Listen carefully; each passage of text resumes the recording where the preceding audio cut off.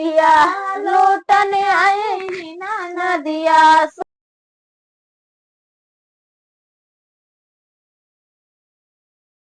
नमस्कार दोस्तों, मैं सनोदी गीत आपका स्वागत करती हूँ। आज बहुत ही प्यारा ये उलारा गीत लेकर आई हूँ। अच्छा लगे तो लाइक सब्सक्राइब जरूर करना, कमेंट में जरूर बताना आपको ये गीत कैसा लगा। और हमारा गीत दिन में 11 बजे जाता है, आप लोग जरूर सपोर्ट करिएगा दोस्तों। आप भी बोलिए कुछ। हाँ भैया, हमारा वीडियो 11-12 के बीच में जाता है, आप लोग जरूर सपोर्ट करिए, फुल वॉच करके देखिए आप लोग सभी भी। धन्यवाद दोस्तों। धन्यवाद भैया।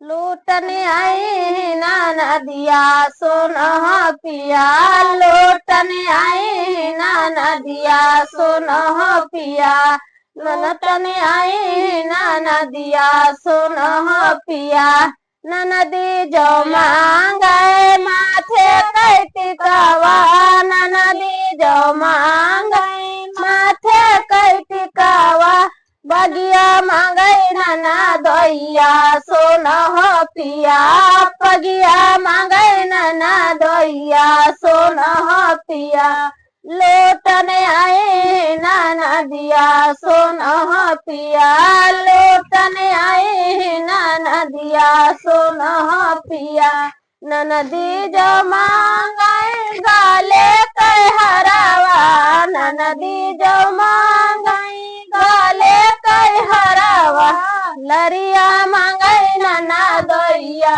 सोना पिया लरिया मांगे नाना दैया सोना पिया लौटने आए नाना दिया सोना पिया लौटने आए नाना दिया सोना पिया नदी जो मांगे हाथे कई कंगना नदी जो मांगे हाथे कई कंगना घड़िया मांगे नाना दैया सोना पिया घड़िया मांगे नाना दैया सोना पिया लौटने आई नाना दिया सोना पिया लौटने आई नाना दिया सोना पिया नदी जो मांगे कमर कर धनिया नदी जो मांगे कमर कर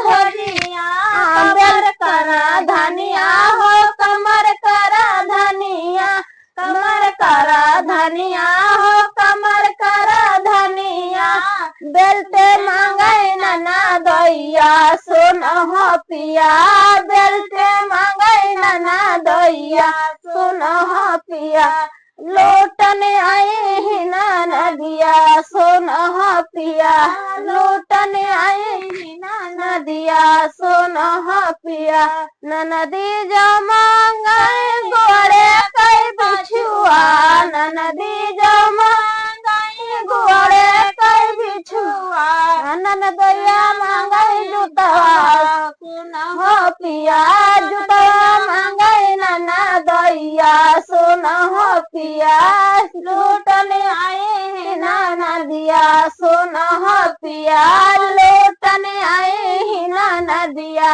सोना पिया। तो दोस्तों, हमारा गीत कैसा लगा आप लोग कमेंट में जरूर बताइएगा।